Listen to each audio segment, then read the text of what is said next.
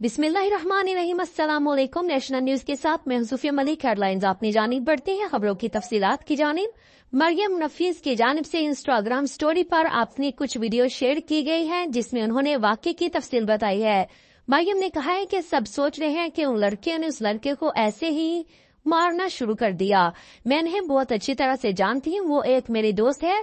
मैंने पहले कुछ इसलिए नहीं कहा कि मुझे लगा कहानी का दूसरा रुख भी देखे, लेकिन ऐसा नहीं हुआ।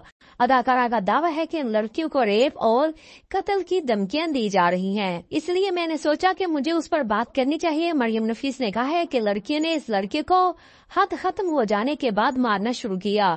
जब उसने खवातीन की जिसामत और लिबास पर बात की, उनको तवाइफ कहा और इंतहाई गैर मुनासिब बातें की। मरियम ने वाकये से मुतालिक बताया है कि पहले लड़कियों ने उससे तनबीह की है कि तुम इस तरह से बात नहीं कर सकते, जिस पर उस लड़के ने गलीज़ गालियां देना शुरू कर दी और गंदे अल्फाज कहे।